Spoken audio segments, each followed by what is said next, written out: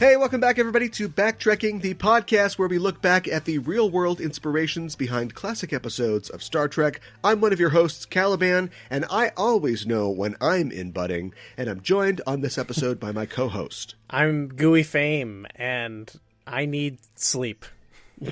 Sleep. Just how it is. Sleep, Gooey. We have returned to explore the stories behind your favorite Trek shows, literally your favorite in some cases, as the TNG entry we're talking about today consistently features in Next Generation Best Episode lists, and the Picard entry that we're talking about is one of the highest rated episodes of that series. It's The Best of Both Worlds, Part 1 and 2, and The Impossible Box from Star Trek Picard. Really the best of both worlds in the Star Trek sense. That is true. Yeah. And it's funny because it's really just the best of both worlds and the best of both worlds part 2, but it's just easier to say 1 and 2. And before we get started, I thought I'd just mention that phrase, the best of both worlds, is I guess kind of a colloquial phrase that you might hear now and again, but I don't think it's ever been used for any other hour of TV. I think Star Trek kind of carved out their little patch here, and I think there's never been an episode of like the Vampire Diaries called The Best of Both Worlds, as far as I know. You couldn't do it now. You just couldn't. But actually, you could now. No one knows the titles of episodes anymore. That's true. That's totally gone. Yeah, I think it's just as a Star Trek fan is the only reason that I know episode titles of anything. But it has been used quite a bit in the music industry. There is a Miley Cyrus song specifically for Hannah Montana, The Best of Both Worlds. Stuck in my head, yeah. There's a Robert Palmer song, a Van Halen song. The Best of Both Worlds is actually the title of their second greatest hits album. Not as good as the first one, mostly their covers, a lot of Hagar stuff. There's a Midnight Oil album called The Best of Both Worlds, which was recorded in 2004. It isn't the guy from Midnight Oil. He's like a minister or something in Australia now, isn't he? So I don't know. I don't know what he's up to. They were still recording at that point. And of course, the Best of Both Worlds song, an album collaboration between Jay-Z and R. Kelly, The Best of Both Worlds. That has a sick album cover, actually. It does. It really does. Yeah. So, music, fair game, but it looks like, TV, only Star Trek has The Best of Both Worlds. Is there a movie? That'd be a good movie title, right? Or maybe that'd be too. I don't Same thing. think there is. And as far as like you pointing out that people don't know the titles of episodes, and maybe even TNG will one day disappear over that horizon of the past, when you Google The Best of Both Worlds, Miley Cyrus comes up first. No. Yeah. Star Trek is many clicks down. Oh, that's too bad. That's not one of her better songs either. So it's just a theme from Hannah Montana, right? I guess I'd probably know it if I heard it, but yeah. You would. Yeah. You would. You'd be like, okay. All right. Okay. Still back in the Disney days, but no, we're here to talk about Star Trek, The Best of Both Worlds, and the character of Jean-Luc Picard. Yeah, what a journey. Yeah. Well, it really is. And that's why, I was going to tell you, I talked with a guy the other day for Enterprising Individuals, a guy named Dan Deavy. He is the founder of Gaze in Space, which is a nonprofit organization that organizes events and online streams to support charities. And he, in 2015, was the guy behind the hashtag We Want Worf campaign. This is before Discovery was up and rolling. It was, I'm sure it was in pre-production, but it wasn't shooting or hadn't come out.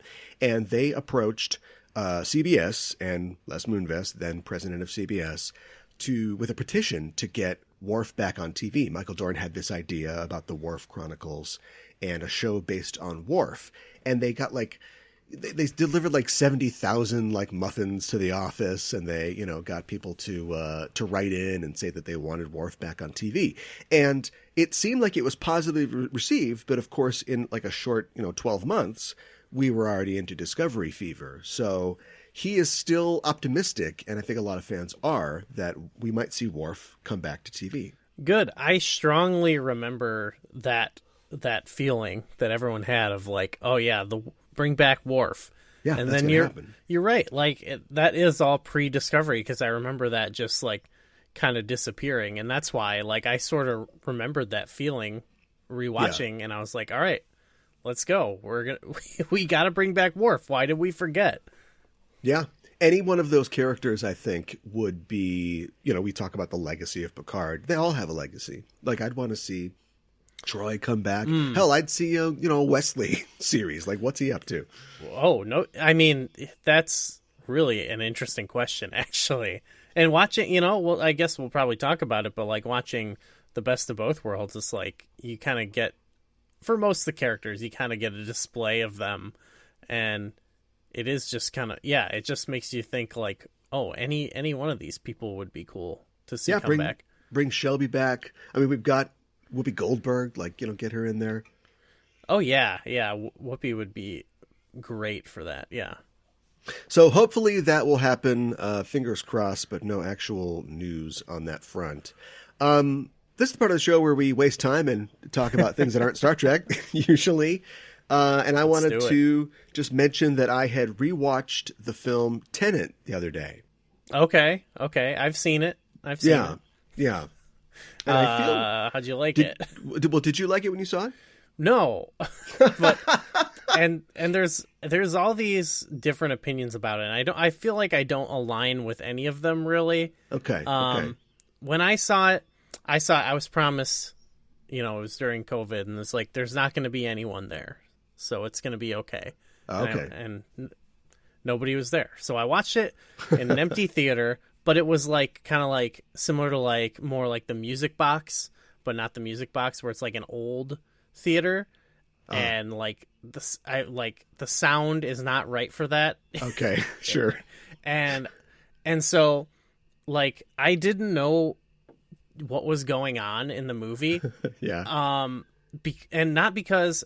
And it's not because, it was so confusing. It was beyond me. I'm just a simpleton. It was because it was like clearly mixed to be seen in like an IMAX theater and not some old timey theater. So I just couldn't.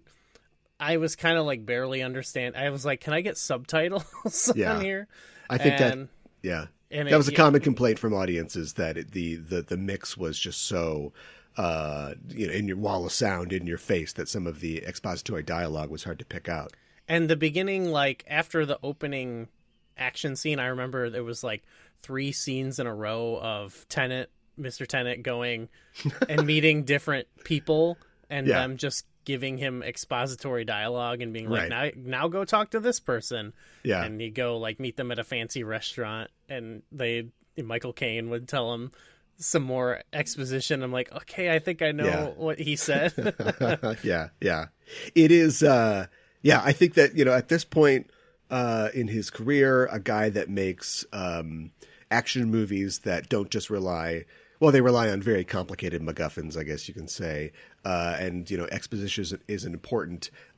He's learned to just deliver like a concentrated blast of exposition, and there's so little air between any of the dialogue. So I really enjoyed John David Washington as the literal protagonist. I think he's very charming and fun to follow. Mm-hmm. But Michael Caine will say something and he's immediately like, well, tell me about that. Well, what about this? Well, what about that? And you're just like, slow down, movie. Come on. I mean, you're going to be going back in time later. So let's give us some breathing room. And I also saw people saying like, because like I said, I just haven't really lined up with anyone, but I saw people saying like, oh, they really appreciated it because it was like very goofy, and like if that's people's problem with it, like, come on, you can get with a goofy movie. But it's like the movie wasn't that goofy like I wanted it to be. Like people are talking like the concept of a temporal pincer movement is hilarious to me. Sure, yeah. But it just wasn't that entertaining to me. Well, I'll tell you, I watched it at home on HBO Max, and the mixing problem is solved, at least when I watched it, just, with my headphones on my computer. Like, everything is pretty clear. I do think it's one of those things where it's like, wow, you've really accomplished something. Now what the fuck do we do with it? You know what I mean? Like, it is like a lot of his films, they are all secretly treatises on filmmaking and that kind of thing. And I don't want to get too fart sniffy. I think that a lot of the people that are Nolan fans or Nolan heads are just doing it from this completely cerebral point of view. And I do think that cinema needs to make you feel something. And if it doesn't, it's not doing its job.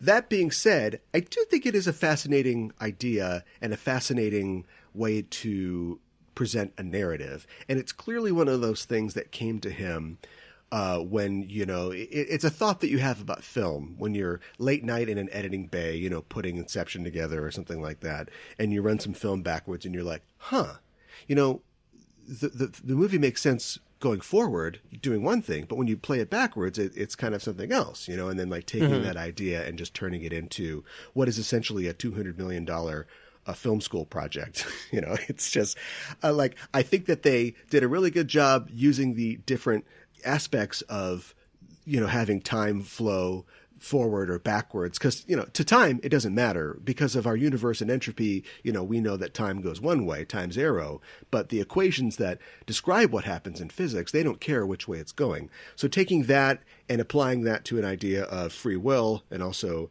the idea of running film forward and backwards, it's like, good job. What have you made? Is this a film that I can enjoy? It's a cute little project, but you articulated something very well, and my way of saying it is that a lot of Nolan's movies to me feel more like a tech demo than an actual movie. Yeah, absolutely. When I compare it to something even like last episode with Flatliners, and maybe I'm just thinking of comparing Batman directors, but it's kind of way goofier and maybe less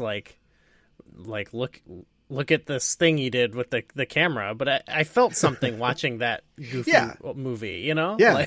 I don't really get that from really any of Nolan's movies, and I guess the one I've liked most was probably Dunkirk because of that, because I was just oh, that's kind of a cool which itself movie. was a experiment in overlapping narratives. It was, but I didn't really notice it in the theaters. I was just because I'm just a person who's can accept that things happen at different times in movies. So it was just okay, this is happening and this is happening, and someone told me later oh yeah, it was different times, and I was oh okay. I just thought it was cool and different things were happening. I don't know.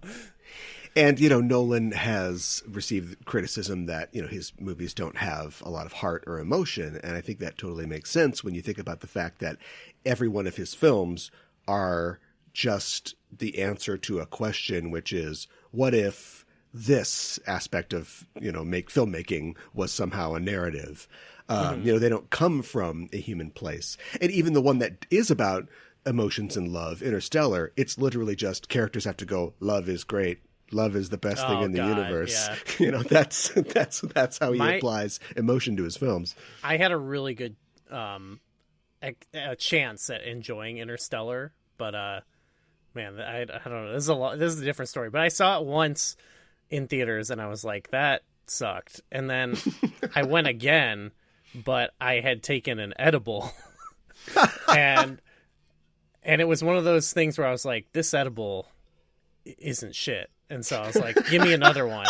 And then the movie started and I was so high and I was whoa. Later, I was this movie absolutely owns. But then it was I ate too many snacks and I was a little too high. And so I got sick and I had to go to the bathroom and throw up. And, and then I had to go home. But I was really loving it. Up to that point. Because I was in the seat and they're in the cockpit and it's shaking. And I was oh my God. It was so overwhelming. Yeah, I wanted to do it again. So maybe that's the secret for me. Maybe I'll just get stoned and watch all his movies. Yeah, maybe that is. That's the Nolan guide there, is to use mind-altering substances.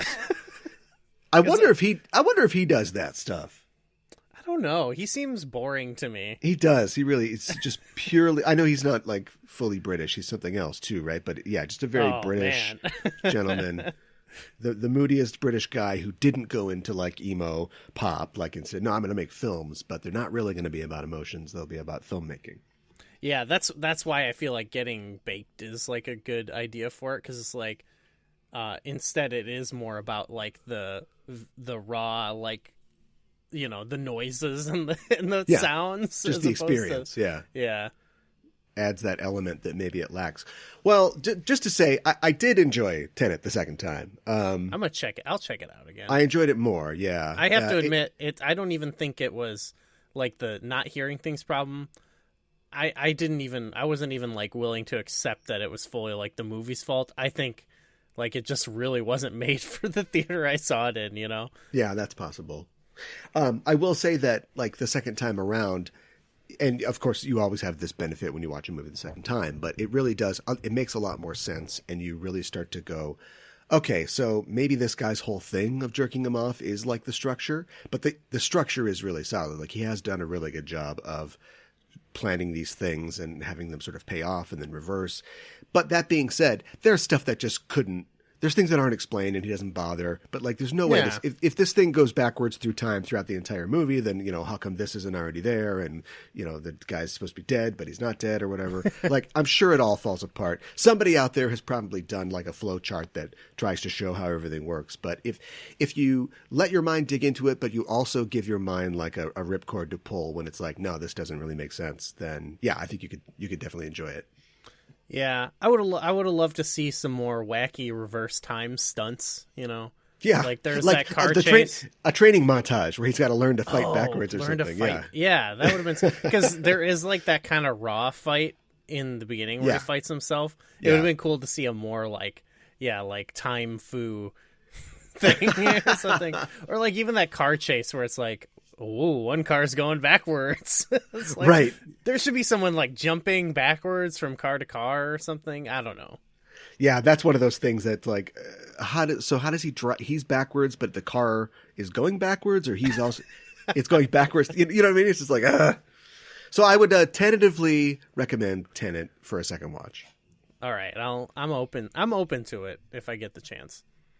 I got HBO. Yeah. And if you don't like it, then just reverse time, I guess. Oh, has anyone tried that? Whoa, what if you watch Tenet backwards, man? I'm sure somebody probably has. You play Dark Side of the Moon. Yeah, right. Why is Quicksilver showing up in the third act? Yeah. All right, well, let's get to our featured subject for today's episode. And Star Trek The Next Generation is one of the most beloved sci-fi series of all time, successfully reinvigorating a dead franchise and beginning a 35-year run of new Star Trek properties. But TNG itself wasn't exactly an unreserved success in its first few years. Series creator Gene Roddenberry, along with some of his collaborators from the days of TOS, found the road to launching a new Trek series somewhat rocky. The world of television sci-fi had changed, and he found himself at odds with modern mores, disgruntled writers, and his own failing health. Gene was forced to step away from the day-to-day business of the show during TNG's first season, and showrunning duties were assumed by veteran producer Maurice Hurley, but TNG's woes continued, and it wasn't until the show's third season and the tenure of showrunner Michael Piller that TNG finally found its stride, silencing the haters and delivering two of the series' best hours in the Best of Both Worlds Parts 1 and 2. At 2200 hours and 12 minutes, the Lala reported contact with an alien vessel, described as cube-shaped. We're coming with every available starship to assist, Captain. But the closest help is 6 days away.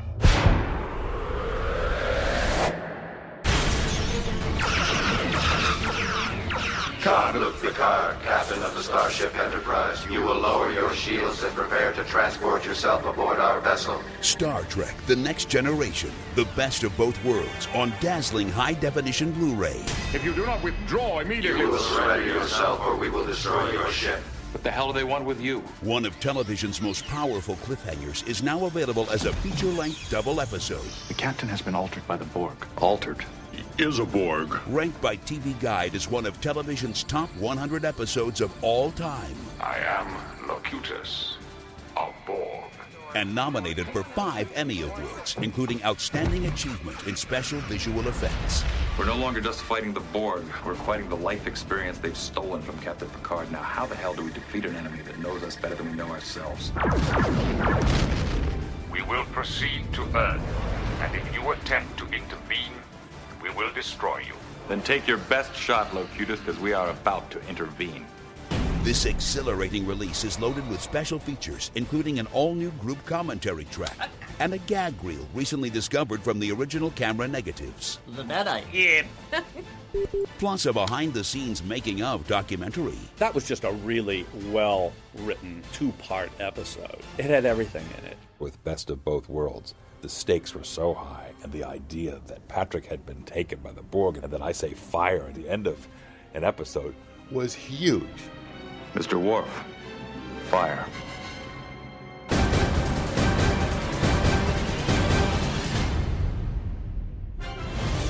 Star Trek: The Next Generation, the best of both worlds. Coming to high-definition Blu-ray April 30th. Resistance is futile. Yeah, it's, if you had watched Star Trek: The Next Generation in 1987, 1988, when it was first coming out, you were of two camps. One, this is Star Trek. There's no Captain Kirk. There's no Spock. And probably, what is this? What am I watching? Like, I'm willing to watch Star Trek, but what is going on with these episodes? Who is this kid? Who's this robot guy? What is all this? Sure. Yeah, it's pretty weird. So was it like this episode or just like this season, do you think, that kind of turned the tide? Well, you remember, I didn't watch it at the time. Okay. But I mean, you've got familiarity with TNG. Like, yeah. Oh, yeah. I just rewatched it. There are parts in the second season, to use a wrestling metaphor, right? Season 1, Hulk Hogan is just getting curb stomped, right? He's just getting boom, boom, knocked down, right? Season 2, there are parts where you hit Hulk and he goes, he gets up, he's like, whoa, what's going on? I got to hit Hulk some more, right? There are parts in season 2, like, I think maybe even like one of the first few episodes in season 2, I remember like just like a scene of just like a conversation happening between two characters and feeling like, whoa, like this is like marked, like it's just an obvious step up in quality. Yeah. Measure of a Man would be where Hulk gives him the no finger, right? Oh yeah, and then, sure. And then the rest of season 2 is Hulk just shaking and walking around the stage. And then when season 3 starts, maybe not the first episode, although that was the one with the nanites, then Hulk is delivering the big overhand rights. Season 3 is like where TNG really locks into gear and starts delivering. And from what I've read and heard people on the show say, it really was the cliffhanger of season 3, Best of Both Worlds Part 1, that cemented the show. Like Ron Moore said in an interview that that's at that point we were Star Trek. Before then, we don't know. We had haters, we had people who were protesting against it, but at that point people were like, no, this is Star Trek. Probably because, too, it's like, it's so obvious at that point that it's like, now you, like, this is actually worth sticking around for the next season, to see what happens. Yeah, absolutely. Like, all Trek fans that were alive then remember the summer hiatus of 1990 when, you see William Riker say fire and then to be continued. And then it wasn't until late September that you saw the second half of that and just, rumors sprung up. People were thought like, oh, maybe Patrick Stewart, is going to leave the show and that's going to be it. And Mick Shelby's going to stay on the show. And there was a lot of secrecy at the time. Now, of course, like every movie has got Marvel levels of security, but back then they were keeping a very close guard on the drafts of the scripts. And apparently they, every different like script had, they were numbered by changing the designation of Jupiter Station in the copy of the script. So if something got out, they could go, where is it? It's like 325 Mark 8. Okay, we know that came from this place or that place. But as it turned out, it never really got out. Yeah. Okay. Nice. Yeah. This really does. It even feels different, I think, from the rest of the season. It really just feels like you can kind of watch it out of context, and it does just feel like a big movie. Like it feels, it just feels so grand compared to even the rest of the season. Yeah, and it works alongside, I think, some of the better Star Trek movies as like just like a cool like space military movie. Yeah, especially because it is about just like the politics of like Riker's position and stuff like that. Yeah. That one in writing it, that's one thing that Michael Piller really realized as he was putting it together, which was this isn't a Picard story so much as it is a Riker story.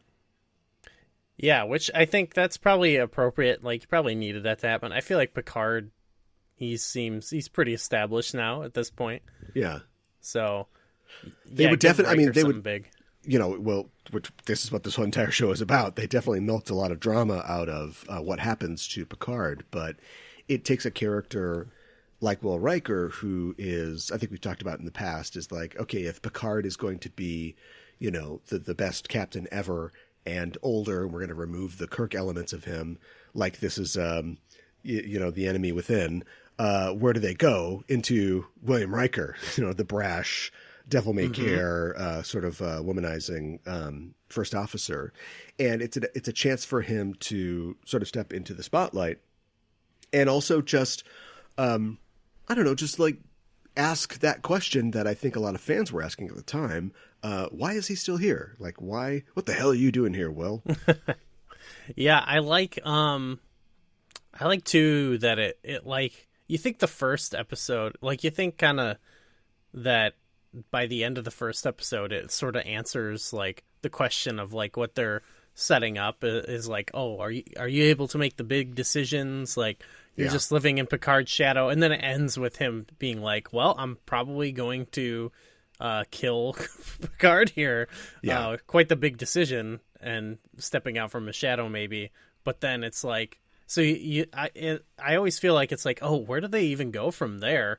But then like there's so much more in the second episode, and it kind of subverts in a way like what I think it's supposed to be about, in a cool way, where then it becomes more about him. Like, everyone's telling him, like, you need to, like, let go of Picard. And he really saves the day by, like, coming up with a way to save Picard. Yeah. And almost, like, I almost like that it isn't just, like, it isn't just pure ambition to become the number one, the captain that saves the day, but, like, to do what he does best, or what he's supposed to do best, which is protect the captain. Yeah, exactly. He fulfills his role exactly in the way that he's supposed to, which is be a shield to the captain and defend the captain. And I think it's great that, there's another version of this where, and it's kind of subverted because even him saying fire, when we come back from the cliffhanger, we realize, oh no, that was never going to work. So there's another version of this where they come up with a bigger gun, where he does finally have to kill Picard and feel bad about it. But at least he embraced his role of leadership and he went forward. But yeah, I like the fact that he is capable enough to not shrink from the challenge and to come up with this amazing plan. But also, like you said, to save him, because it isn't about his ambition. It's about him doing his job the best he can. And he does it, even while Admiral Hansen and Shelby and everybody's telling him, like, you're old news, Riker, get out of my way. But ultimately he's like, no, I'm going to do my job, and I'm going to bring everybody home, because that's how good I am. And yeah, it makes, I kind of like it, because it makes me think, like, especially now in this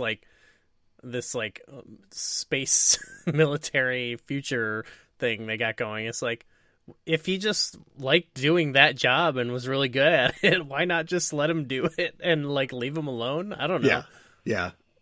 I do think, though, that as amazing as this is, I almost want to see the version of the show that fans thought was going to happen, where he takes over and we just move on from Picard, because that sounds interesting. Is kind of the death of Riker's character at this point. Like, I kind of consider this to be the beginning of a long, slow slide for Riker, where he just becomes pizza daddy, which is all well and good. It's all well and good. Like, it's like you pointed out, I think it is especially in like the 80s, it's a very unique and insightful look at this character who could just be the ambitious guy, I'm going to get that chair someday. That kind of remains a little bit in his character, but sure, why not just be an XO, the best XO in the fleet for 25 years or whatever?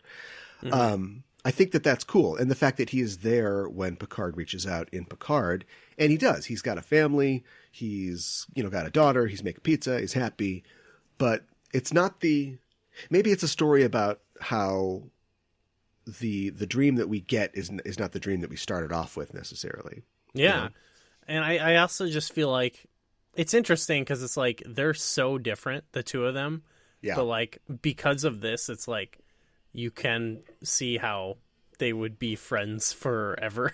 You know? Yeah. So maybe that doesn't make for like a great story, but I always just view like the rest of Riker, even in some of the movies. I like this. It's like very satisfying on one hand. Like Riker just becomes like co-captain, and like he gets to do like captain-y stuff while like Picard like goes on and does some other stuff. He does his action stuff. Yeah. Yeah. When he stops protecting the captain from threats and just lets JL Pipes get out there and do his job. Yeah, so I like that, like from a anti-toxic masculinity kind of way. Yeah, I like that like future for Riker, but in the structure of a Star Trek show, you know, on TV and the movies, he is just kind of like second captain. Like he's just sort of like co-dad. Yeah.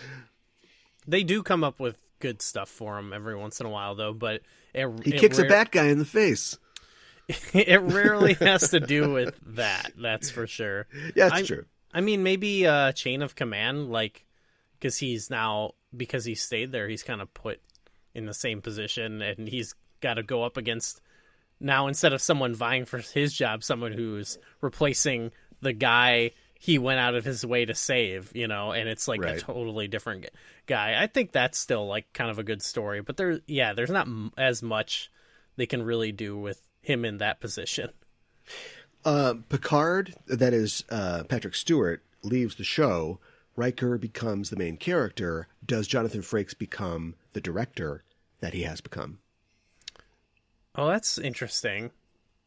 They got him busy working, you know, to being the main character of the show. I think he becomes like a Star Trek 5 Shatner director.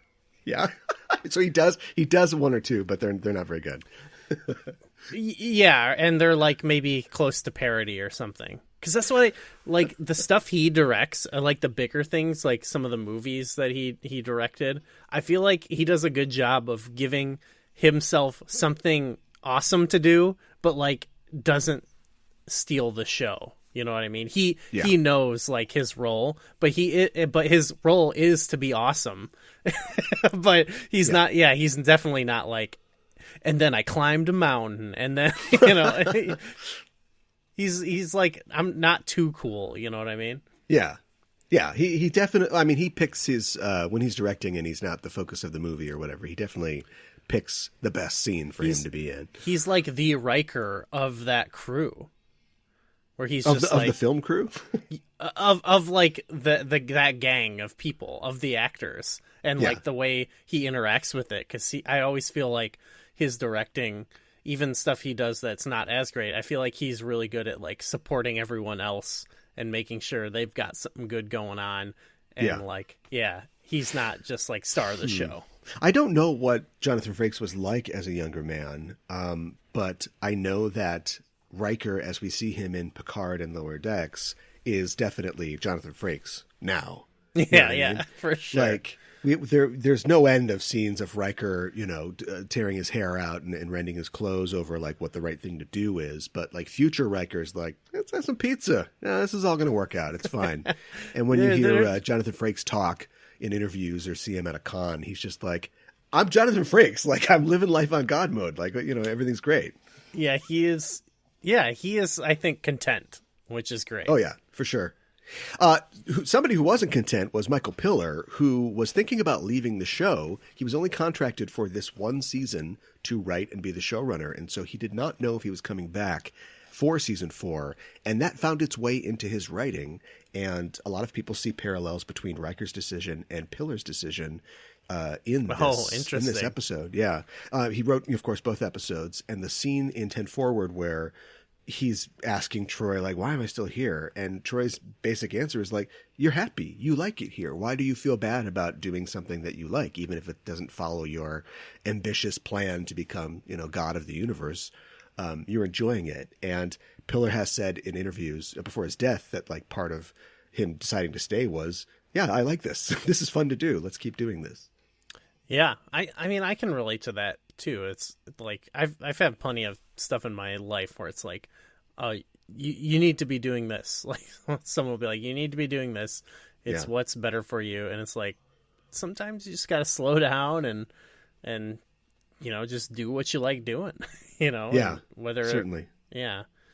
Whether or not it's going to be the best career move or something, And it really applies, I think, to anybody on the Enterprise D, which is the flagship. This is literally the best and the brightest.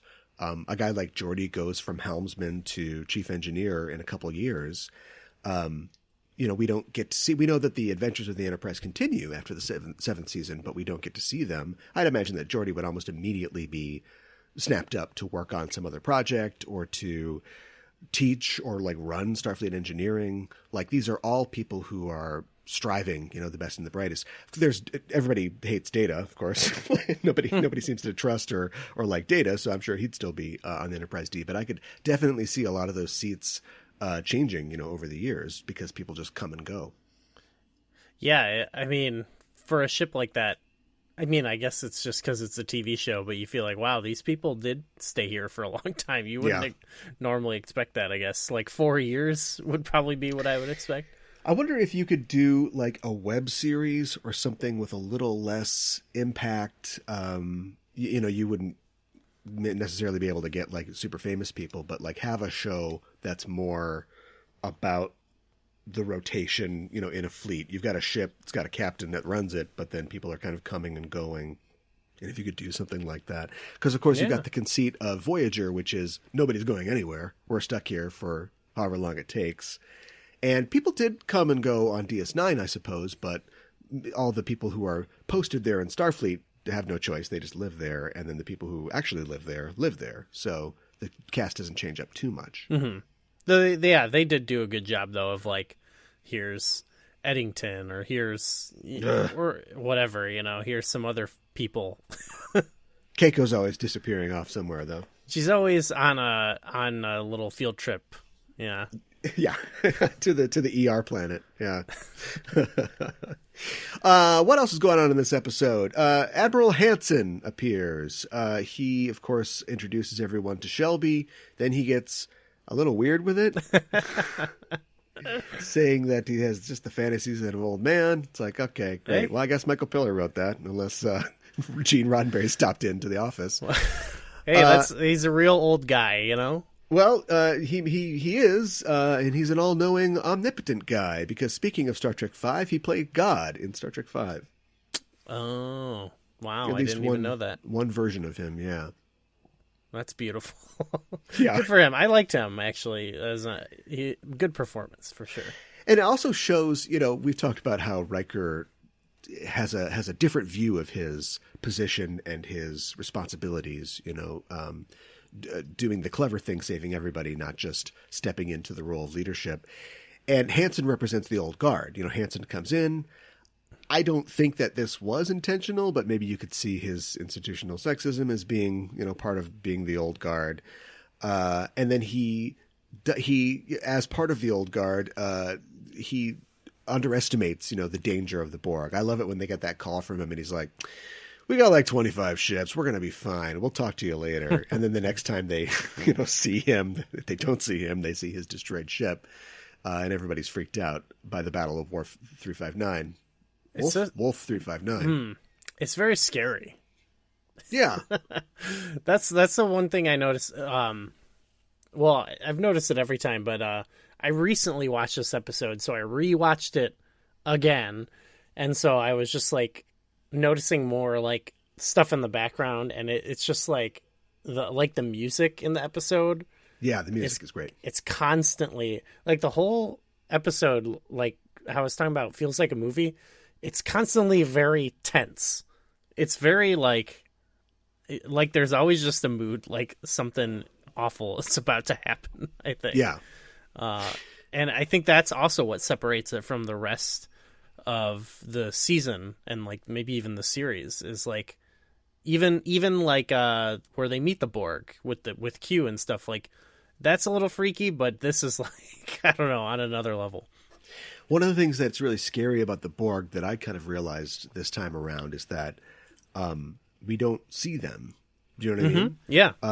Any Romulan thing, any Klingon thing, we would cut to the Romulan or Klingon bridge. They'd be talking about their nefarious plans and what they're going to do, and the Borg give you nothing, and so it gives you not only a chance for them to be scary, but as a writer, then you go, oh, good, I've got 2 times the amount of like hemming and hawing and freaking out that the characters can be doing and our characters can be doing on the ship, because these guys won't talk to them and they won't even reply to their hails. Anytime they do, too, it's just like cut to this freaky painting. You know, it's like, it's not even like a person or a face when they do. It's just like some structure. Yeah. Yeah, and Michael Piller, really the whole staff was reluctant to bring the Borg back, believe it or not, because they liked what they had come up with in Q-Who, but it was like, well, they don't talk, they don't do anything, we can't cut to them. And they thought, well, would that be something that we can continue to use? And Piller came up with this idea that they would be not only, implacable and wanting to, take over everything, but they were doing it for their own reasons, like any good villain, good reasons. They are going to add their distinctiveness, our distinctiveness to their own. They're going to improve our lives, they say at one point. And it just makes it even more like, ugh, these guys, I don't know. We got to get rid of these guys. Yeah, and with them combining it with like Picard, you get like hints that it's like they are more than just like this entity, like this hive mind. Like there is some personality there, and part of it's the personality of Picard, but like it's only like a little tease. And I do like where Star Trek ends up going with them, just like exploring it more. I think it's fun, like if you have like such a iconic and wild enemy like this, like you might as well make a million things where you explore them, even if it takes away some of the mystique. But like nothing will ever like line up to me as like being as good as like in this episode, where it's like we just don't really know much about them. They did do that too. This is the first TNG cliffhanger, and of course the Borg are involved, and the Borg would be involved again in the season 6 cliffhanger Descent, and then also in the season 3 was one Scorpion for Voyager, and then Unimatrix Zero, of course. So they would definitely come back again and again. It's kind of one of the reasons that Piller wasn't excited about using them. And I think one of the ideas that they had for Return of the Borg early on was, well, let's cut across this thing where they don't talk and come up with some kind of Queen Bee character that people can relate to. And Piller didn't like that idea because he thought, no, the whole point of the Borg is that they're like this. But if we do that, what if we created threat, and danger, and used, one of our own characters, which is how they came up with the idea of Locutus. Okay. Of course, they go back to the Queen idea later for Star Trek First Contact. Right. Well, the Locutus thing really works for this. The Queen thing is kind of weird, and I actually get why I wouldn't like it, but I just go back to my more like casual fan brain, and I'm just like, yeah, but it's kind of fun. That movie's fun, so like I don't care. Yeah, I wonder how you feel about that. I guess you just told me, other than it just being fun. Like, what do you think? Do you think that the Borg? Because I think, yes, obviously we can have greasy Alice Krieg like slink around, but like, if you say that the Borg actually do have a controller, and that controller has selfish motivations and is vengeful and is all the things that the Borg are supposedly not, is that meant to effectively like undercut their collectivism? I think it does, or I just at least think like it's less interesting than like the original threat they present in this episode. I do think it's less interesting. And like if it's just the Borg, no Queen, it's a criticism of communism. I don't know. And if it's you've got the Queen in charge of the Borg, then it's a criticism of capitalism. Is there an answer like that? Yeah, I don't know. I don't even know if it can be that. It's definitely not that simple. Yeah, because I do like there are people, and it's definitely not always meant to be like lobbed at the Federation as like this is the most trustworthy. The show never ever really criticizes the Federation's hegemony, the way that they come in and they basically level the culture of the galaxy. That's never questioned. That, though? There's someone who says that in an episode where, like, you're just like the Borg. Probably Eddington or something like that. Bastard. I think it is, yeah. But he's, like, kind of right in some ways, so I don't know. But, yeah, I feel like it is always, like... Yeah, because they're definitely meant to be more as, like, viewed as, like similar to the Soviet Union or something, and then like later when they're analyzing the Borg later in TNG, it's like, what if some of them were good? But also like they're being exploited, like they're all being told that their lives are better, and yet which I mean, some people would say is a critique of communism. I think it's a critique of capitalism, whether you understand that or not. Yeah, right. So I think it's more interesting when it is just the hive mind, because there's no character there to like really give you an answer. You just get there are a couple talking points, and we have our Star Trek characters that tell us the answer, but not from the villain. Well, they did this in Aliens too, but it's like the alien from Alien. It's like you can't say to the alien, "Why are you doing this? Like, why are you killing us? Stop this." It's just an alien. It doesn't care. Yeah. And then, of course, in the second movie, there's a queen. She's mad at you. And I recently watched that, actually, and I have almost the exact same opinion, though I think it's better. That movie is better than later Borg stuff in Star Trek. But I feel similarly about that movie compared to the original Alien, where it's like, it's not as scary. It totally doesn't have that same, like, mystery or whatever and that fear. But it rocks and it's fun, so like I'm okay with it. You know what I mean? Yeah, absolutely. I feel that way about like First Contact. I'm like, oh, that's a pretty cool movie still. Yeah, that's the aliens of Star Trek. Yeah, yeah. I actually think that's a good comparison, but I don't think it's on the same level as Aliens. So don't quote me. What's the alien of Star Trek then? Motion picture? The alien? Oh, yeah. No, I guess this episode maybe, but in terms of the Borg, yeah. Yeah. Okay. Let's try to memify that. That's pretty good. I think that'll catch on. Okay. We have to figure out which Aliens 3. Nobody. Backtracking. Alien is like, yeah.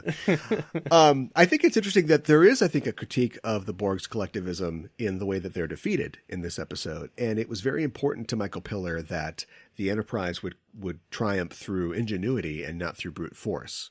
And so, by the end of the episode, you've got the entire team minus Geordi, who Geordi definitely should have been there, but apparently LeVar Burton was having a very important surgery. He was not available. I was going to say earlier, I said this episode shows off everyone and like their strengths. And then I realized like Geordi's not in this episode. No, he couldn't be there. So Geordi's keeping the ship together in engineering. But but you've got Crusher and Troy and Data all working together to solve this problem. And they realize that the problem is that they can tell the Borg to go to sleep. They can trick the Borg instead of having to destroy them. Yeah, and it's like they do that. That's a good point. That's like in opposition, like saving this one guy, the needs of the one or whatever. They save Picard to save the day, which is not only like antithetical, of course, to what the Borg are all about, but it's also antithetical to what Starfleet and everyone else was telling him. So I think if anything, it's sort of like it also is. It doesn't totally line up with like the Starfleet values, which I think is pretty cool. Well, it's interesting that, in another TNG episode that we easily could have watched to pair with our Picard episode, I, Borg, we go back and we ask that question again because they get a hold of Hugh, the Borg, and the Borg still haven't patched that vulnerability in their server. So apparently we can still implant a command. And so what if we implant, a 3D sailboat poster that will destroy all Borg everywhere? And then now they have to wrestle with this dilemma of whether they should do that or not. Yeah, that's a good one too, and I like that one at least. Again, they're never gonna go full like the Borg aren't so bad, but I like we're kind of there in Picard, aren't we? Yeah, but they're like recovered Borg, XPs. Like, yeah, like part of me, Like, I don't know. I want there to be like like someone who's like just a regular Borg advocate to being like, you know what, we should just let them do their thing and leave them alone. I'm not saying I think that. I'm saying there should be a character who supports that. But free the Borg. I like this idea of in iBorg where, like just this, like you hear some of the things that like he misses about being part of the collective. Like he's lonely. Yeah. You know, he misses the voices and stuff like that. Like just the idea that you can get a look inside of like what do these people get out of this? Yeah. Apparently that's something.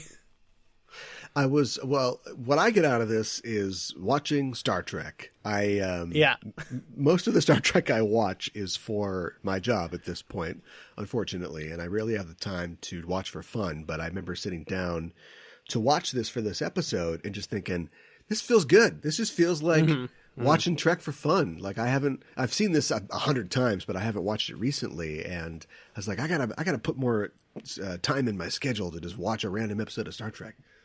I've been doing that lately, watching through shows and stuff, and not for any reason. And it's just nice to kind of watch through and just hang out and be like, oh, this is where we're at. Yeah. This episode, like because of that, I had already seen this recently, and I was like, oh, I should probably watch this again anyway, but it really hasn't been that long. So I was actually kind of half watching. I was like hanging out, doing other stuff. But I was watching it, and I think that's why I was just like noticing stuff like the background stuff, like the music, or like just like all the like little more like minuscule things more, but like this is a perfect episode to just kind of like just hang out and have some Star Trek going on. I was taking the opportunity to look at the little things that I wouldn't have necessarily noticed in the past, and one of those things was the way that even characters who don't have a lot of dialogue, and I don't know if it's writing or if it's acting, but the way that they can still be characters and still, fill out their characterization without dialogue. And I think that, at least in the first episode, Worf is doing that. I knew you were going to say that. He totally does that. And I don't think it's like Gates McFadden's fault, but a lot of times the Doctor is just there to go, but what if we do this? And she doesn't really get to do anything else. But like Worf has got a great episode with only like a couple lines. I love when they see the captain as Locutus, when they're getting hammered by Borg, and he just immediately rushes to try to get to the captain, and he gets knocked down. And as they're getting beamed out, like Worf has a look that you don't see on Worf's face very often, where like Worf is not sure what he's going to do now. Like they're leaving. He's a warrior. He doesn't want to leave. He wants to fight more Borg, and he just sort of looks cowed. And then later on, they're on the bridge and they're trying to figure out like how to get him back. And they say something about like, well, maybe he's, we can make him not a Borg anymore. And Worf's like, he is a Borg. He is a Borg. He's just so I have that line distraught. stuck in my head. Yeah. Yeah.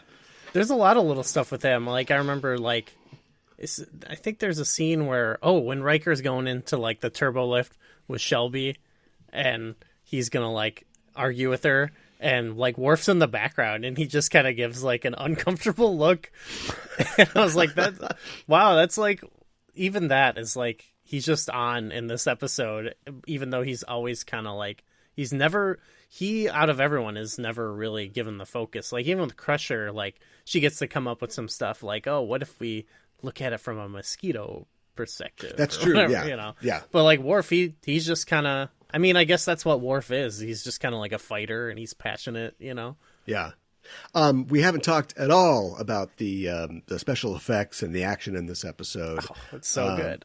I think I wrote in my notes somewhere, just thinking about like what constitutes action in TNG versus like a CBS Trek show. And I wrote something to the effect of like, how could they do this without those effects? It's just like there are a ton of effect shots in this episode, but the way that they efficiently use them to tell the story, show you what's going on. They separate the ship, and they're doing, speaking of pincer maneuvers, they're doing their own kind of pincer maneuver on this. I love it. And they send Worf and Data out on this little mission, send them out. They get Picard. They fly back, but they're they're not going to make it. They get out of the shield. They're beamed back, before their shuttle is destroyed, but still mission accomplished. They've got the captain, and just the way that you see the Enterprise crew just do their work, and Riker on that battle bridge, like, we did it. I was right. I refused to give up on him, and it was the right call. It's kind of the good of like a mark of like a good action scene. It's like, I've seen it a million times. I know what happens. I know everything's going to be okay in the end, but and they're not doing a bunch of like cool moves or anything, but like even when it is just like they're pulling off their little schemes, it's like, wow, cool. Yeah. It really does grab me. Yeah. Yep. All completely satisfying, 100%. And no flaws detected. No flaws. No. And it makes this, maybe this is jumping ahead a bit, but you talked about like all the designs and stuff like that. When I was watching the Picard episode and he's on the cube and he's having flashbacks and they're showing the TNG clips, I was thinking, oh, don't show me that. Like, it looks way sweeter. Like, don't flash back to something that looks cooler in your show. Yeah. Yeah, it's rough. Especially when you're being compared to something, 35 years old and people are still like, yeah, I want that. But that's what they had to wrestle with. And we'll talk about that when we return from our break. We'll come back with more backtracking.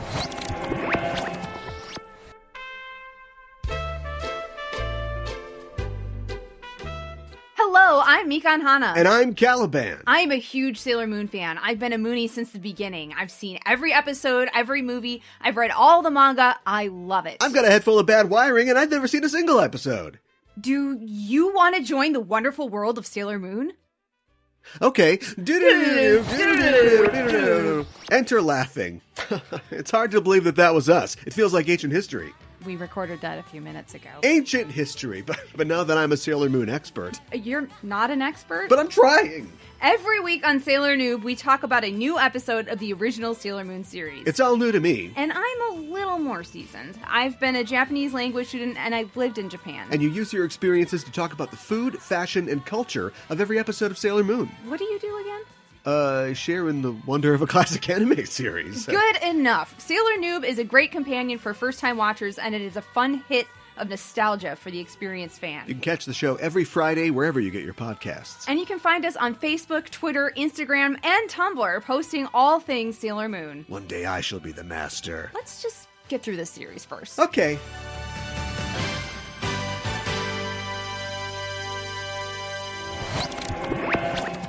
Okay, we're back. It's time to talk about the Trek side of this equation. When Pulitzer Prize-winning author and nascent screenwriter Michael Chabon was given the task of bringing the character of Jean-Luc Picard back to the small screen, he had an unenviable job ahead of him. Picard as a character has become one of the most iconic creations of the 20th century, but it's reasonable to question if he remains relevant to audiences in the 21st. In developing Picard, Chabon, his producer Akiva Goldsman, and star Patrick Stewart made the wise, immediately obvious choice. Of course Picard isn't relevant anymore. He's old and retired and disillusioned, and as the 24th century becomes the 25th, he'll have to risk his life, his reputation, and what's left of his relationships with his peers and friends to save the life of a young girl who represents the future of the galaxy and the soul of the Federation. It's the impossible box. In a few hours, we'll be on a Borg cube without authorization. This cube is under Romulan control. I believe she's close to discovering who she really is. We have to get there as quickly as possible. The journey always begins with the closing of the eyes. What's happening to me? You must take me to her now. They are in some serious trouble. Let go! Let go of me! They are not responding. This episode starts, as all CBS Trek episodes do, with a last time on, and thank God, because... Right. I had no clue. So the episode right before this, I think they do have the dress up party, right? And they do the heist. And they were on Free Cloud, yeah. Yeah, the Stardust City rag. Yeah, so I needed that. Of course, that recap starts with the line, "It sucked to be your kid." And here we are. We're in a new world of Trek. Can you imagine anybody on TNG being like, "It sucked to be your first officer"? Worf, yeah. Mr. Worf, you're a coward. You suck. So... Okay, yeah, let's talk about the dialogue. Because I was trying to tell if it's just like, am I just being a crank and I'm just like not accepting like the people now talk the way we write modern dialogue or something, and like this is actually okay, or is this dialogue awful? Like I just felt like no one has anything interesting to say. I think like someone's sad and another person's just like, it's okay, you can talk to me. Like Rhea says that. I'm like, I don't know. Like that's just, I don't know. I just can't get into anything anyone's saying. It's so boring. It's so dry. I don't feel like generally anybody has a voice as a character. I think they all have the voice of a kind of overwritten, slightly purpley TV show character. You know, when we open and we're in Soji and Narek are in bed and he's being, you know, evasive as always, and she's like, "You're full of secrets," and it just feels it just feels kind of heightened. And like, because I do feel like in Star Trek, and the Star Trek I love sometimes, like there is some like there's always like kind of hammy dialogue and stuff like that. Sure, but it always like to me comes off as so like cool, you know. But there's a pattern of people flatly talking about ships and giving orders to each other, and then you pause. Sometimes there's a little bit of like usually failed comedy, and then we get to a point where somebody goes, "Risk is our business," and then we do something else. You know what I mean? Like I'm not saying it's good, but it's definitely a pattern that we've gotten into where Trek has a language, it has a music to it, and this is different. And like I think you're saying, I'm not sure if it's bad. It just throws me. That's maybe I'm overreacting, but that's what I can't tell. I can't tell, like, do I think this is bad, or why can't I get into this? And I can't accept that it's just that I think it's different, and I don't like it because it's different. Because I don't know. I cannot figure it out. I cannot, and maybe one day, because I don't dislike the show necessarily.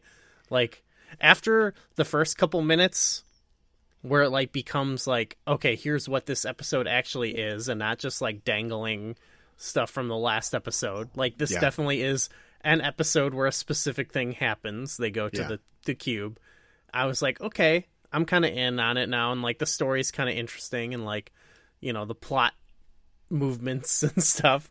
But yeah, just like the dialogue and the characters, I'm just like, I don't care about what anyone has to say. I hate every scene where they're on the bridge of La Serena. It's because it's all just math. It's all just getting them to the next point. You know, every Starfleet ship, and it's not a Starfleet ship, but every ship on Star Trek is a vehicle, literally, for drama, where you take it from one place to the next.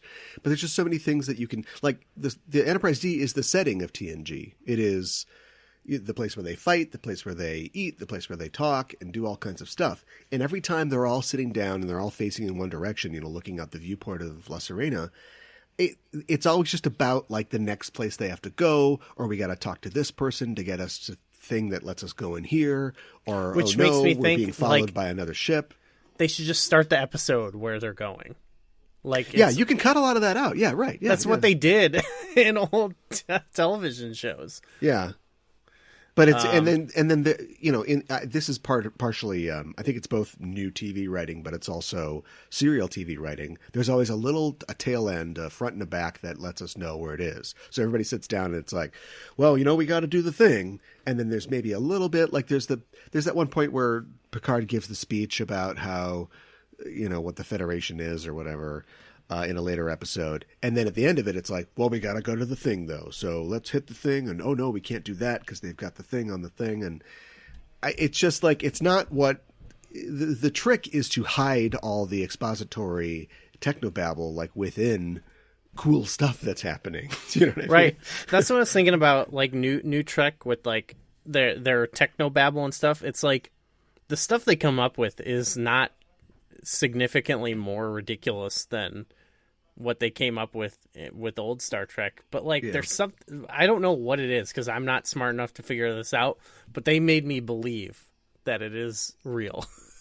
Whereas like this, I'm like, this sounds like someone sat down and wrote something to even when I make fun of it in the old Star Trek, like sometimes Geordi will describe something and I'm like, that sounds right to me. Like, I'm being sarcastic to whoever I'm watching it with, but like it's like I actually do think that it sounds like it makes sense in their universe.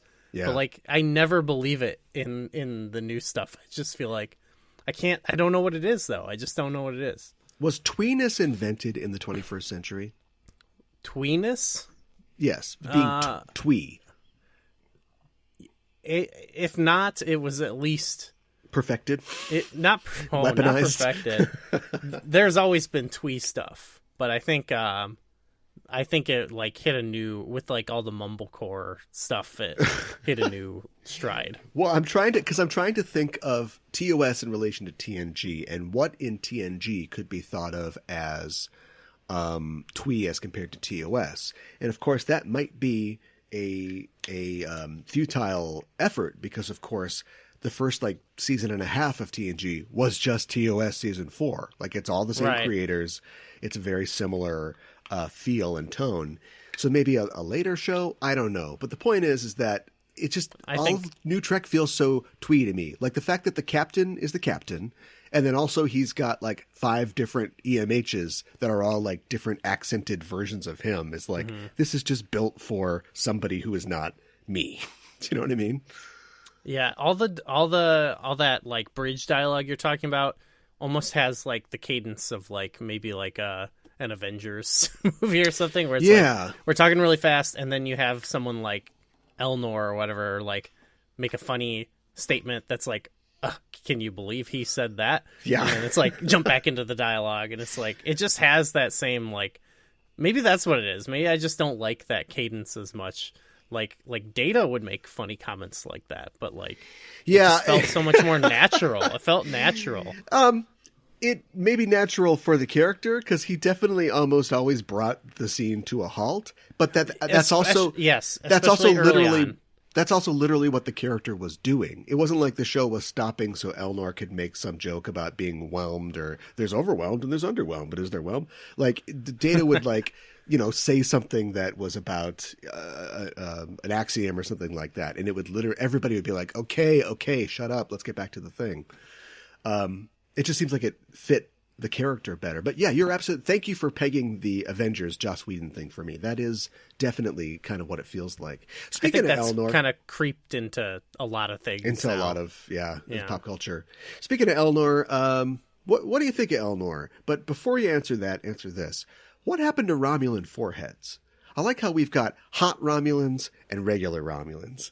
Guy named Tomalak, he has a size 14 head. But all the other sexy Romulans, totally smooth. They're just like hot people with elf ears. They're not... Yeah, they're just elves now. They're not even Romulans, really.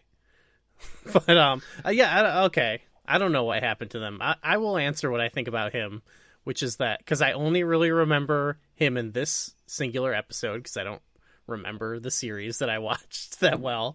Yeah. But I thought that it was cool when he did the kills and he was like, I've binded my sword to you, and he like killed some guys. Right. And here's again a thing where it's like, just make this like the singular episode, but like they end it by teasing a fight scene. And like, you don't tease a fight scene in an episode. You maybe tease like a big battle. Yeah. Which I think might happen in that next episode. Isn't that when like 7 of 9 shows up and like spills people out into space or something? It is. Yeah. It's an interesting thing because the action does then fall. Because Nepenthe is right after this, right? So we go with Picard and Zoji to Nepenthe, but then we continue the action on the cube. And that's all well and good, I guess. But yeah, it's like you said, you don't tease the fight scene. You don't tease a small fight scene. Like that was going to be like a hallway fight. Like that's how the episode should have ended. Like it should have just ended with him like slicing dudes up. And then 7 of 9 shows up, and then it's like, what's going to happen now? Yeah, but they did that before with episode 4. So what you do is you have Picard thinking, because first of all, Elnor is barely a character in this, and for Picard, who I know he's got his own agenda, I know his like actual friend / brother's child is in danger, but like Elnor is his kid too. And the fact that he becomes a surrogate father for Soji while Elnor is just like with his puppy dog eyes just crying in the corner is like, did you guys get that? Like, will he return embittered against Picard because Picard basically ignored all the father beats that he was playing to Soji instead? Or did you guys just want to add Legolas to the show and work it out later? And I feel like it's the second one. But what you do is you play it up. So it's like the trajector can only send 2 people. And Picard's like, well, we have to say, okay, Soji, you and Elnor go. I'll stay here. I'm not important, And you have some kind of thing about that instead of just, sorry, Elnor, something came up, and you have to stay. And so if you're going to do that, they get into the trajector and then the door explodes open and Elnor gets like shot in the back as they're going through. And you're like, oh my God, what's going to happen? Then we can come back at the beginning of the next episode and Elnor is in a pitched battle with, the Romulan bad guys. That's true. Yeah, don't end it with like choose to live. Like he's about to be badass. Yeah, and we know he's going to kill everybody. Yeah, yeah. Well, we're not talking about that episode. We're talking about this episode. I think they do sort of show. They don't have a good like line of dialogue to explain why he needs to stay to defend him because he's leaving. Yeah, but it makes sense when you think like, okay, they like. Hugh says something afterwards about like, oh, it's going to take some time to hide this room because they don't want them to follow them. Like that should have been happening before where it's like, no, you need to come. And it's like, no, someone has to stay to give me time to close the door. Yeah. And Hugh's there. The XBs are there. La Serena is still, in orbit. And so it's not, we need a connection back to this place still. But yeah, I mean, why not just have everybody just go off onto their separate ways. We were talking about a very famous Michael for the first set of episodes. And of course, a very famous Michael is the showrunner and head writer of this show, Michael Chabon. Mm-hmm. And I've heard the criticism that, speaking to the dialogue, speaking to the story structure, for a showrunner, he makes a great Pulitzer Prize winning author. Like he's not exactly writing for TV. Okay. I guess I could see that, yeah. One of the things that I think hammers that point home is that just today he did another one. He's been doing like these blog posts giving us all like the background on Romulans. And it's like, so remember when we were talking about the true names, in the episode? Here's 10 pages on like what the names are. And then, okay, so there was this, at the end of the series, there's like this, the Romulan apocalypse. Well, here's the thing about the apocalypse. And it's like, dude, I don't care. I don't care about any of that stuff. I know you feel frustrated that you could, in a book, it could be as long as you want. You could put all of that in, but you can't do that in a TV show. And it's cool that you came up with that, but that doesn't save it. Like, it's almost like he wants to let you know because he's not part of the show anymore. So it also doesn't matter because only things that appear on screen are canon. So he wants you to know that he came up with all this stuff. And it's like, dude, that's not your job. I don't really care about any of that stuff. I don't have too much of an issue either with like, oh, we're going to like do all this lore stuff for like the Romulans or whatever. Yeah. There's a lot of lore in this episode, but yeah, that's another thing where it's like, I just can't tell, but like, I don't like it. I just feel like it feels like more of like having a wiki page read to you. Yeah. About that's what he's doing. Yeah. Whereas I feel like if you look at the great leaps and bounds they made with like Klingon lore over time. Yeah. Like it does just feel like a little sprinkled here, a little sprinkled there. You learn about it through a character that you emotionally connect with. Yeah. Whereas in this, it's just like someone's just like reciting. Someone has replaced script pages with printouts of Memory Alpha. Which I guess I too also don't know, like, I don't know anything about his interest in the Romulans, but like, was he very interested in Romulans, like from like TNG or anything like that? I guess there's a long tradition of Romulan books that have a lot of this lore. It is an interesting thing, like, oh, what are the Romulans up to? But like, I guess I never really thought the Romulans were all that cool. Well, that's the thing is like they're kind of, to me, they're kind of cool as just like a cool like military like I think about the episode where like Troy's like undercover, and it's just kind of like a cool, like you're seeing like just like some cat and mouse type military drama happening. But I never, like, when you're even there with them, like, one thing I never really like felt like was true, and maybe this is true and I just don't know it, is that like they're so secretive. Is that a thing? Because I feel like they're only secretive to us because, like, the Federation, us, whatever, because they're like, we're but outsiders. In their own culture, like Romulan children get up and their mom's like, I've hidden your breakfast somewhere in the house. yeah, right. Like, that seems like sort of out of nowhere to me. I don't know if is that in the book? That's what they wanted to go with. The whole thing about having like a secret name or whatever, that does go back to the old Vihansu novels, I think. So okay. Some of it's there, but like, you know what? Those aren't canon either. You can do whatever you want. And as far as the Memory Alpha thing goes, that's what it kind of feels like to me. Like they're just trying to build, they're like, you're not writing a source book for an RPG. This is an episode of television. Right. We got this in, going back a week, we got this in Barge of the Dead as well, where I felt like what was supposed to be an exploration of Taurus's like relationship with her heritage and her mother and herself was just like, info dumping on like Klingon legends and things like that. Oh, that's so-and-so. He drives the boat. He brands your face and he's got the yes, thing. But that happened on a cool boat. And it was cool. This happened in like, they were just like in bed in some like in square rooms. Sleek room. Yeah. Not even interesting looking room. Like that was part of the Borg reclamation project, is like, let's take out all this cool cyber goth shit and just make it look like an Apple store in here. Yeah, a dark Apple store. Yeah, don't put it like a shelves and drawers, and don't screw anything into the wall. Don't put a buffet over there. Yeah, we have to live in these just empty, dead rooms. Yeah, it feels just like an evil, like yuppie destination. Well, Picard arrives at that destination, and it's the first time that he's set foot on a Borg cube since the events of Best of Both Worlds Part 2, and I think they reference that in the episode. Yeah, he's freaking out. That's the part I was talking about. He's like having flashbacks, and it's like, look at how cool this looks, how cool it could look. I guess I believe it.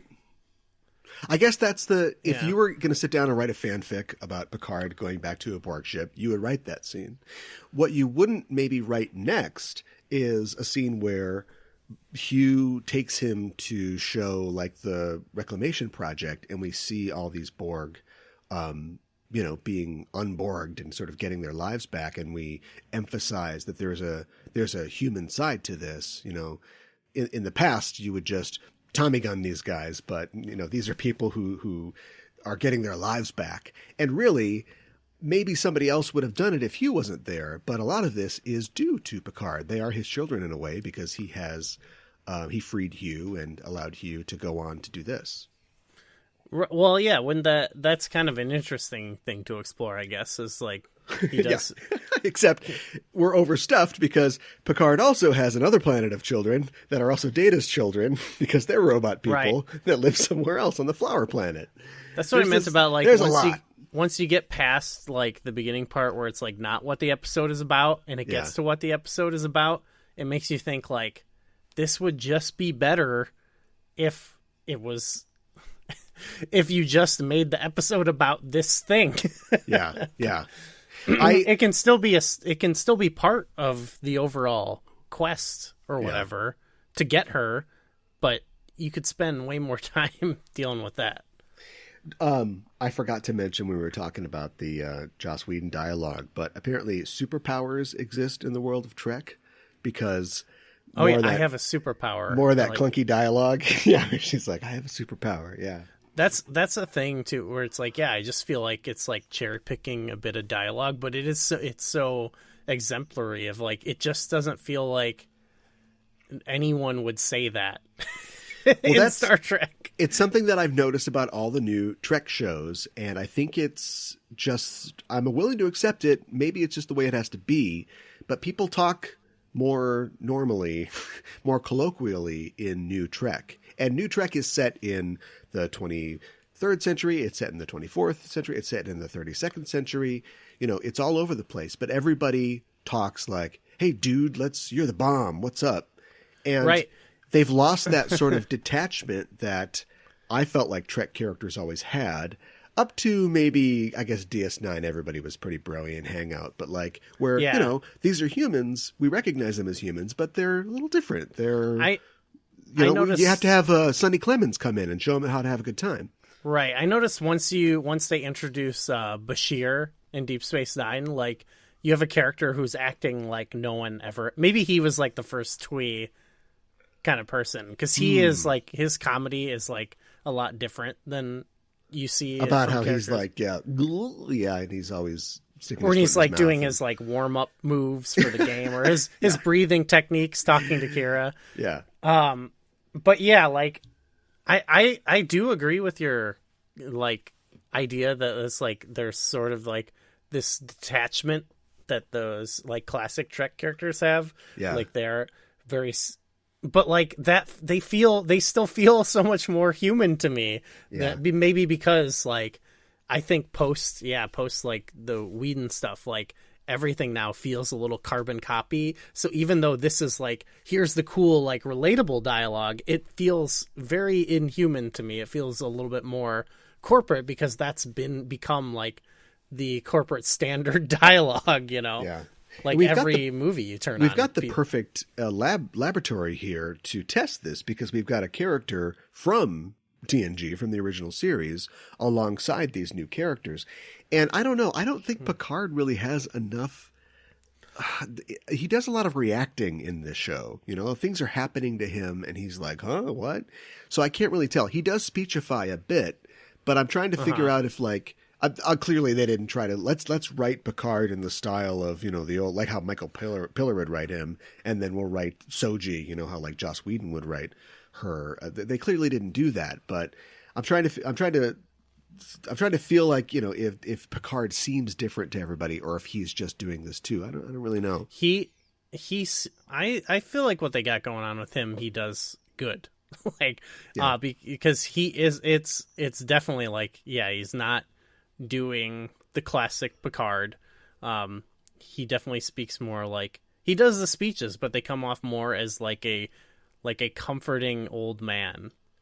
Whereas I don't know, Picard and TNG would be comforting, but it was more of like Picard has a moral authority in TNG. Yes, yeah, that's it.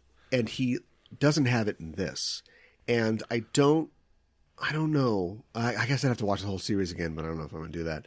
I know there are times that he says, but we have to do this. And they're like, come on, Picard. You don't really believe that like the world is that way anymore. And I don't know if they ever really pay that off.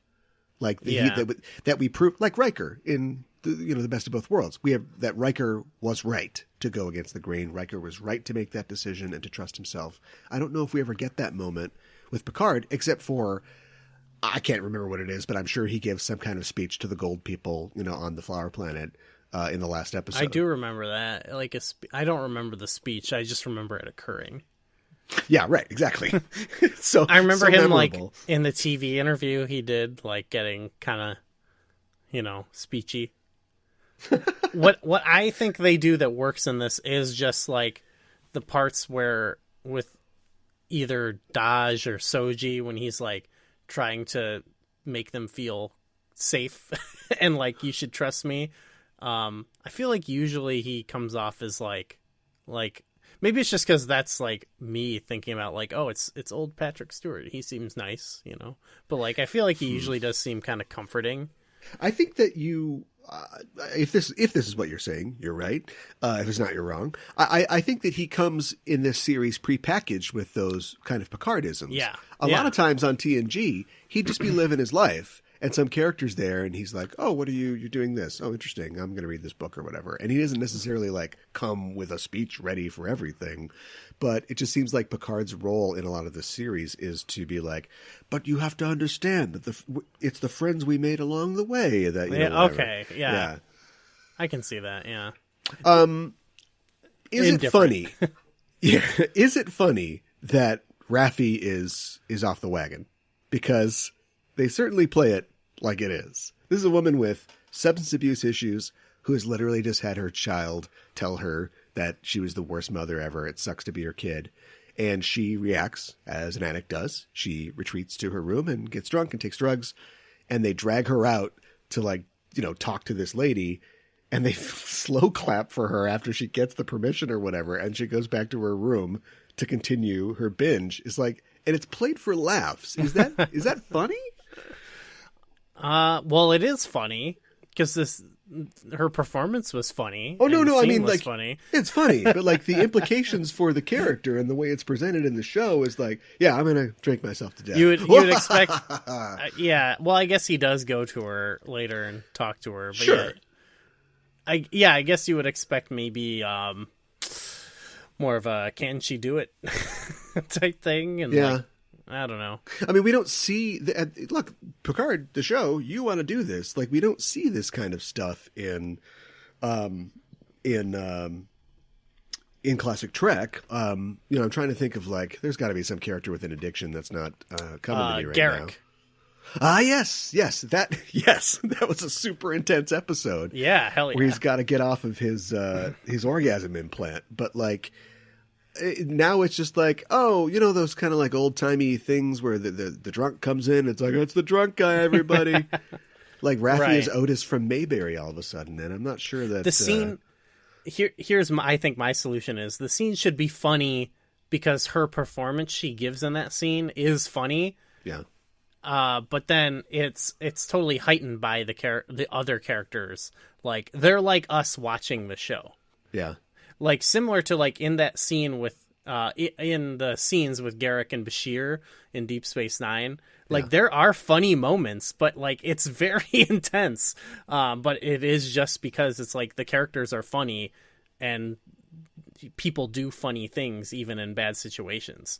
Where it's like it is weird in this where it's like she's goofing, but then everyone else is goofing. It's like they've designated this is like the goofy part, you know? I mean, but just because they say you will laugh now, this is goofy. It would be like, and I didn't like this, but I see what they were doing. Like the first episode of season 3 of Discovery, where Michael gets like laughy gassed, and then she's just running through this insane action sequence, you know, just completely unable to cope with what's going on because she's all goofed up.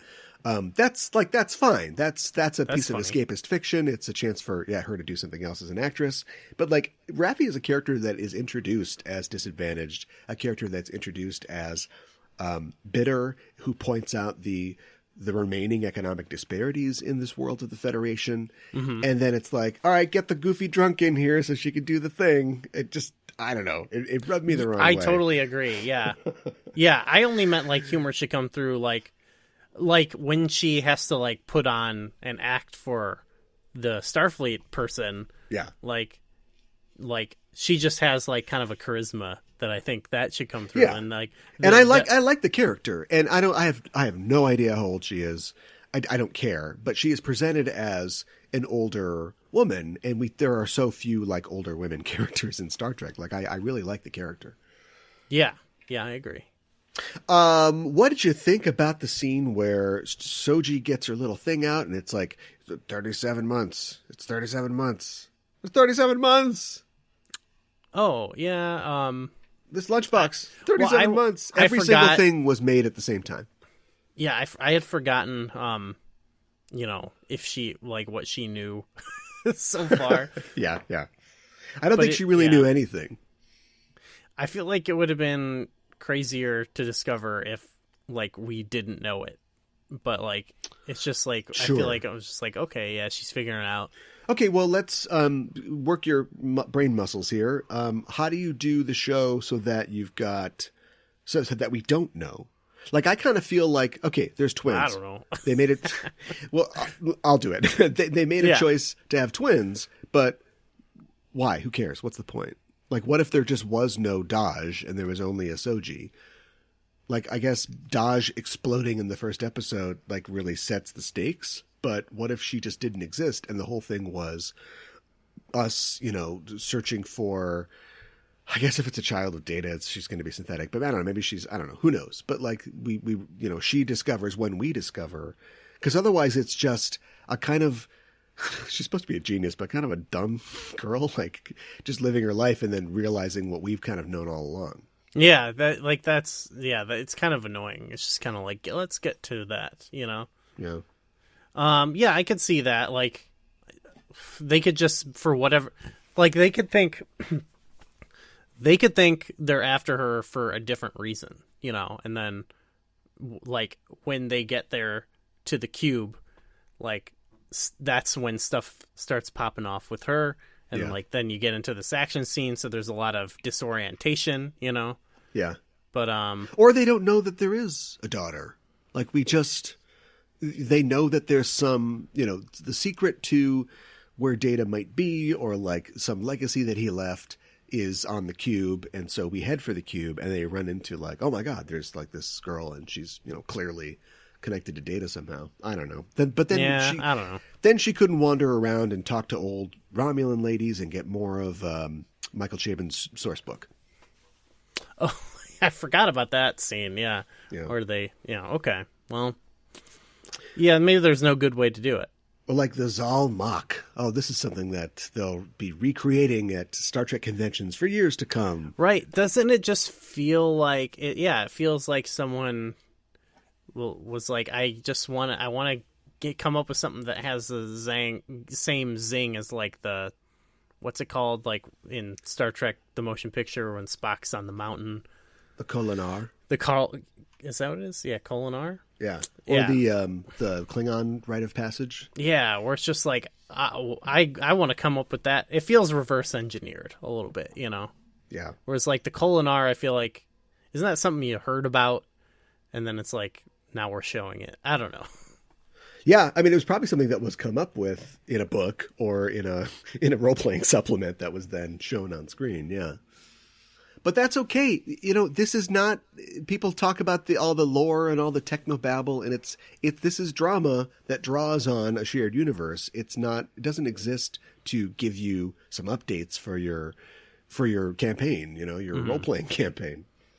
I don't know. It does seem reverse engineered because there's this box. Who cares about the box? What if something's in the box? What if a bomb is in the box or whatever? And then she's they lock her in the room, and not knowing that she's an android at all, she just decides to bust through the floor of the room. That was sick. It was sick. Yeah, it was sick, but that's when you've written yourself into this literal corner and you're like, and then she just busts through the bottom of the thing. I don't know. That would have been cool. That would have been a cool thing if we didn't know her deal, and then all of a sudden she's just bam, bam, bam, and you're right, like, what whoa. Can she suffocate? Maybe the gas was like a corrosive acid or something like that. Yeah, that's the thing. I mean, it's funny how Data doesn't breathe, so... Right, it's funny how over-explained certain things are, but then like that, or like that warp thing at the end where they're transporting him, and like he has to stay behind. It's like, why that the stuff that actually like maybe would affect the characters, you would want more of an explanation. Yeah, well, that warping thing is called a trajector. It's part of sure.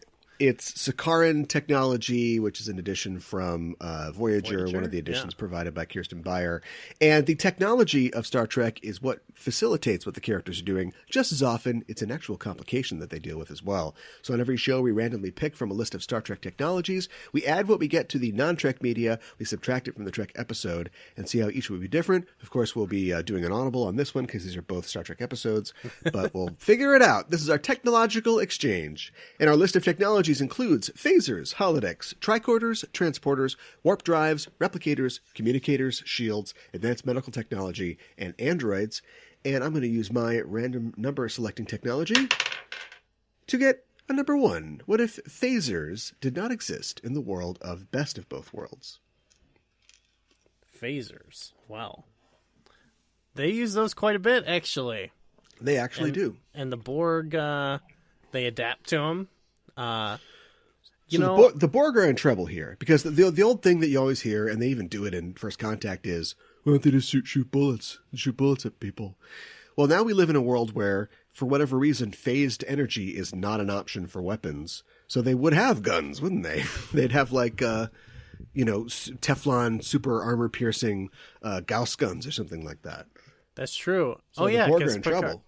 Picard does like litter them with bullets in the holodeck, and that works. So how do the Borg adapt to that? Do they come back with like flak jackets on or something? I think do they build up armor? I think they would. Yeah, I think they would like take that information and like synthesize Mecha some Borg. Mecha Borg. Yeah, what I am curious to see, because you only really see like Riker and Worf just get tossed, and you see Data like grab Locutus, but I want to see some hand-to-hand combat with some Borg. You know, I wonder if the Borg. Yeah, I suppose. I mean, the Can Borg they just create are a shield around themselves. Are the Borg generally physically superior to humans? You know, are they stronger because of their robot parts? I think they are stronger. Yeah. There is that the episode, you know, well, it's Descent, right, where the Borg is trying to throttle Data, and he's like, "Stop it, and he's like, got him up like he's really strong. So I think that would be if I was like, I know that they're designed by committee literally because they're the Borg, but if I was designing Borg, I would be like, yeah. Well, first of all, we got to make them stronger than base human for sure. Why they don't walk around with like, you know, titanium armor all the time. Maybe it's too heavy. I don't know. They have to be the most efficient. The amount of resources. Yeah. Yeah. So yeah, you have to have, we got some special armored Borg we're going to send out because those pesky humans that love their guns. I just think they should have had an episode where they're like, all right, we've installed all of the greatest martial arts programs into Data, and he's going to fight through a hallway of Borg. Enter the android, yeah. Yeah, we've installed the Bruce Lee program. Be like water, Data. So they don't have phasers, which when you think about it, yeah, we don't take phasers away often, but they use phasers for everything on this show. They'd have to like, well, they need a stepladder first of all, but they'd have to like put little bombs, little like charges on the power nodes to blow those up, or maybe just throw a rock at them. Give me a rock. Make me a pitchfork. Yeah, give me a real long pole. I'll just poke at this thing. Yeah. What if they were all pole fighters? That would be cool too. They're just all... Yeah, so if this was Doctor Who, you would have like Ninja Borg at some point. Yeah, they would go back in time and hell yeah, the Borg have taken over these knights, so they've got, you know, cyborg horses. I love the idea too, as Data's doing these high speed martial arts. He's moving so fast you can't see his hands. Yeah, and then like they're like, oh no, they're adapting, and then they start like countering all his moves and blocking. You know? That's something it's just like 30 minutes of just trading blocks and blows. That's something I always liked about Data, and I always regretted that they couldn't show more of. Not necessarily because, you know, ask Christopher Nolan, you can just speed the film up. But having Data have super speed like the Flash, which he has, which just ruins every plot. Like every single situation they find themselves in, somebody pulls a gun on them and Data just runs up and tears the guy's arm off, and you know that's the end of that. Yeah, wait, why doesn't he do that? But we got that glorious episode, Home Soil, right, where the laser shoots at him and he's just dodging lasers, and then they hear. But it's just him rolling around. It's pretty good. Yeah, but they hear this terrible sound and they open the door and he's just ripped the thing out of the wall. He's like, "Oh, I had to disable this," and the guy's like, "You know how much that costs?" I would love to see like someone who would be like endlessly. Oh, you know what? Like Zack Snyder should make a Data thing, because he would only care about how like cool and powerful Data is. Yeah, that's true. Yeah, he would make Data the hero of the entire thing. So it'd just be scenes of Data, just like someone pulls a gun and he does just like send them flying, like bam, bam. Just like, I just want to see I want to see someone like that. Just like show how powerful he is. I don't even care how like good it is. I just the guy's head bursts like ripe fruit on the wall, and the Data just feels bad about having to kill him. They did kind of try to show some of that stuff with like Daj and them, like when they have some fights, right? Doesn't she have some fights? She does a Matrix stuff against the Romulans that try to kill her. Daj does. Yeah. So they show some of that. Okay, let's take our episode of Picard, The Impossible Box, and if we added, let's say that everybody's got a phaser at all times. Everybody. Yeah. Agnes, everybody, all the Borgs, they take their face things off, they put a phaser in their hand, they say, get out there. They're like, this is all you know. Elnor's got a phaser, everybody's got a phaser. Oh, he would have a lightsaber. Yes. First of all, absolutely yes. Why- It's only supreme restraint that has kept them from adding lightsabers to Star Trek at this point. Isn't that true? I think they had their chance. I think they could have done it. Actually, they could do it in Discovery. I feel like that's like the perfect place because so far in the future, it's like, yeah, they discovered lightsabers now. You got to think of all the planets that exist out there. Like someone has to have invented a lightsaber. Something like that. Like, yeah, using phased energy. Yeah. But the that's Frankies too... had those whips. Yeah, that you know what? That you found it. That was it. That was their shot, and it didn't work. They threw it away. They're like, okay, we're not going to do it ever again. Yeah, bogus. So here's the problem. We know that I guess we don't somehow. I guess I didn't read Michael Chabon's blog. We don't know the full political situation on the artifact, but we know that this is kind of happening at the behest of the Romulan government. Like they're doing this. Clearly they are, they're probably trying to salvage technology from the cube, but it's also like, we'll just do this as kind of a nominal gesture of goodwill. So we see that there are Romulan guards on board, but they're not really anywhere to be found in the next episode when they're not Tal Shiar, whatever they are, the Kowat Malat guys come in and start wiping everybody out. So if all the XBs had phasers, you've got a stew going. You got a whole fight happening here. An uprising. Yeah, because I don't know, people say that Trek, maybe people say that the new Trek is too dark, but like the Romulans come in and just like massacre like all these XBs. And then, in the process of saving everybody, 7 of 9 has to activate the thing that gets all the Borg sucked out into space or whatever. And it's just like, it's the most death we've ever seen on screen in Star Trek. And I'm not sure how to feel about it. Conceptually, I'm cool with it. Like I always think, it's good to expand what Star Trek can be about. Mm-hmm. And I think it can be about a guy with a sword that is killing guys, while at the same time being about something else. But it's just how they do it, I guess.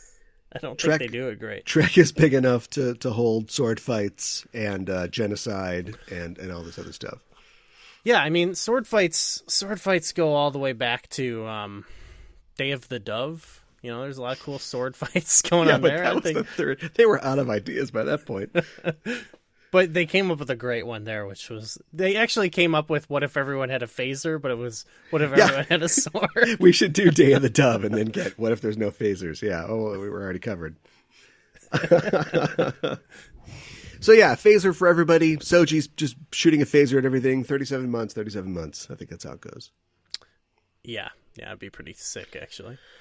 Well, should we tell people what's coming up on the next episode of Backtracking? Yes, we are. We're returning to the works of Harlan Ellison, which we did a long time ago. Mm-hmm. But we're going to be watching City on the Edge of Forever, and we're going to be comparing it to, I guess, his original script for it. I don't know much about this, so. Yeah. His original script, which he won the Hugo Award for, was heavily rewritten. Not only because that's just what happened to people's scripts on the original Star Trek, but also because it was just too ambitious and a lot of the characters were kind of out of character. This is the first season of Star Trek. We're still figuring out what Star Trek is, and a lot of that stuff isn't what Star Trek was. And Harlan did not, as he took so many things in his life, did not take that well. And it became a real rift between him and the production. He never returned to do anything else. But his script is apparently really good. And because he is an amazing author, it has always held this position in fandom as being this sort of lost story. And so in 2015, IDW Comics made a comic book adaptation of The City on the Edge of Forever. Wow. So yeah, I'm pretty excited to see that and to do something different. Like we read a comic not too long ago, and I had a great time. I don't read a lot of comics, so I'm looking forward to reading another one. Sure. And it's also, it's kind of like when they made the comic version of the Journal of the Wills. I don't know about it. It's the document that. So speaking of like writing blog posts that aren't really on-screen entertainment, George Lucas wrote a long sort of Bible for Star Wars before Star Wars became Star Wars, and it was called the Journal of the Wills. And so his original draft for Star Wars was all this weird stuff, like Han Solo is like a big toad-like alien, and Luke is Luke Starkiller, not Luke Skywalker. And because they're always looking for new Star Wars content, they turned that into like a 6-issue miniseries a while back. That sounds cool, actually. That's different. I would totally be into that. And we'll talk about this, I guess, next time we come back, but there is something in me, in the nerd part of me, that revolts against ancillary B-canon type stuff. Do you know what I mean? I agree. I hate like alternate universe stories. I hate like what if tales, because it's almost like, I'm not sure what it is. It's almost like I have enough trouble remembering what's going on in the main universe, and then you want to say, what if Spock didn't, come get his brain back? It's like, well, he did. I'm okay with that kind of stuff. There's a more specific thing that I'm against that maybe we'll get into it next time. Oh, okay. Well, there's a teaser for next time. Well, that's it for this week's Backtrekking. Thanks for listening. And if you like the show, follow us on Twitter at @Backtrekking. That's BACKTREKKING. Tell a friend, too, and tell us what you think that we should look at in future episodes. Gooey, tell the people where they can find you online. You can find me on Twitter. I'm at GooeyFame. And I am at KA1IBAN on Twitter. You can find all the shows on the Just Enough Trope Network at Just Enough Trope on Twitter. And that is it for us for this week. We'll see you soon. And until then, keep on trekking.